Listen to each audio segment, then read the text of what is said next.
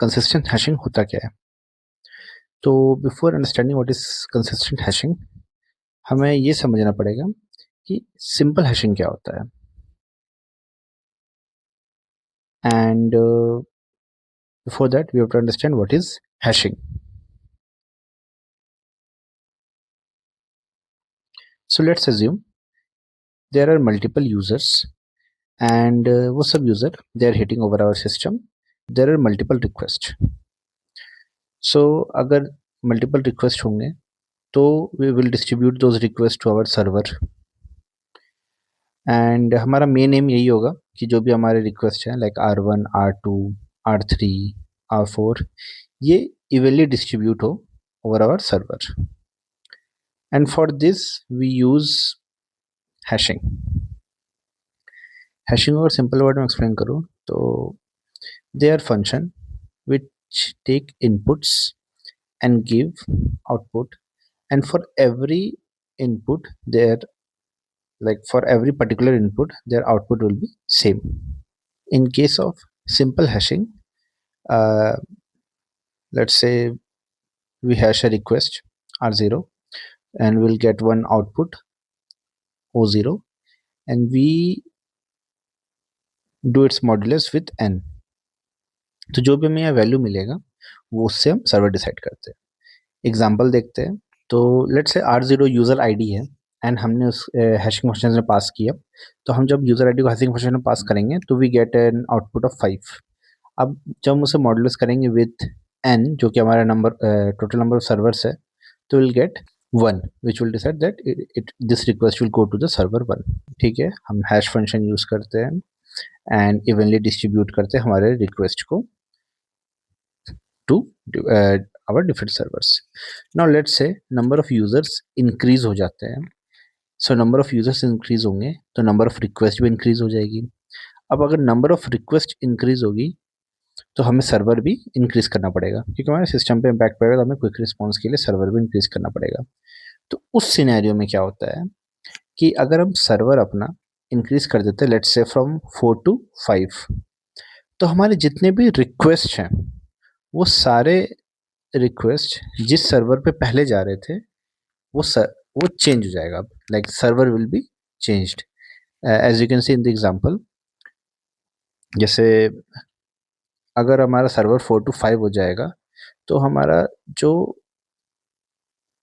पहले request 0 server 1 पे जा रहा था अब वो रिक्वेस्ट 0 सर्वर 0 पे जाने लगेगा। सो स्टिल इट्स फाइन, कोई भी सर्वर कोई भी रिक्वेस्ट हैंडल करे, इसमें क्या इशू है? सो देर इज़ वन इशू। सो होता क्या है कि अगर सर्वर चेंज होगा तो जो ओवरऑल सिस्टम में चेंज है that can be up to 80%। So still अभी भी इससे इशू क्या है? अगर 80% भी चेंज हो जा रहा है, कोई रिक्वेस्ट किसी और सर्वर के पास चल जा रहा है, तो इससे इशू क्या है? सो यहाँ पे एक इशू है, वो है कैशे का। जब भी हम कोई रिक्वेस्ट किसी सर्वर के पास भेजते हैं that server save cache data related to that particular user.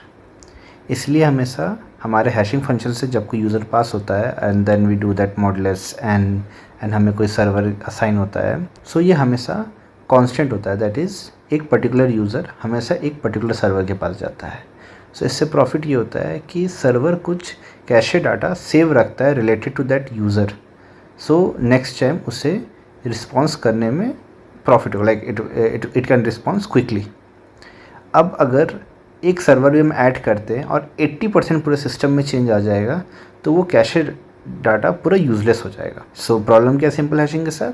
If you will add any server the overall distribution will change. तो इसका सॉल्यूशन है consistent hashing. So in case of consistent hashing हम use करते हैं hash ring. अब hash ring होता क्या है? So assume there is an array and its length is from 0 to m-1, उसे हम हैश स्पेस बोलते हैं। And if you will connect that array from both the end it's form a ring that we call it hash ring. तो hashing में हम same mapping ही करते हैं, but in case of consistent hashing हम mapping request ID as well as server दोनों का करते हैं.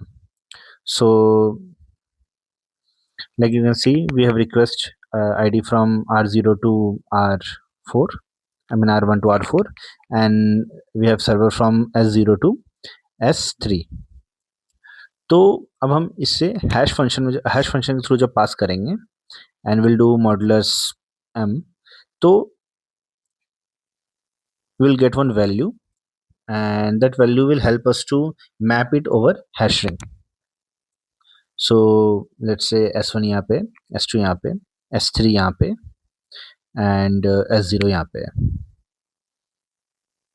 and let's say request 1 यहाँ पर है, request 2, request 3 and this is request 4. So in case of hash ring हमारा सर्वर उसके जो भी क्लॉकवाइज डायरेक्शन में रिक्वेस्ट होगा वो टेक केयर करेगा.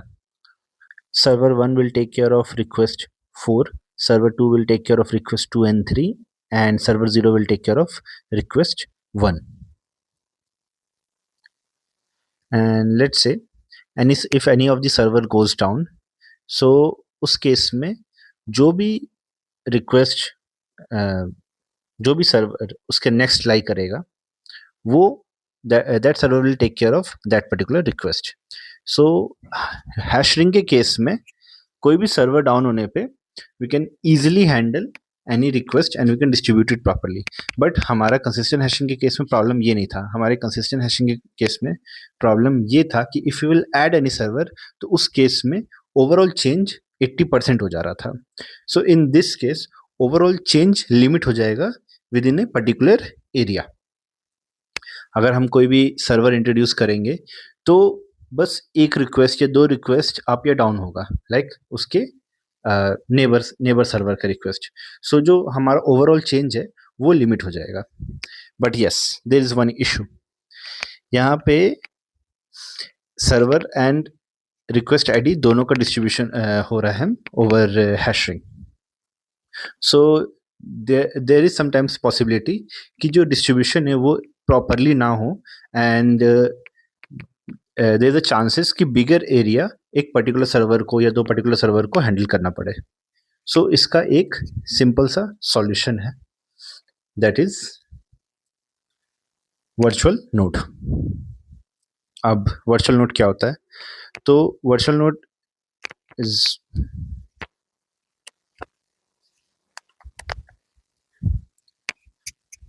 वर्चुअल नोड क्या होता है? हम वर्चुअल सर्वर क्रिएट करते हैं.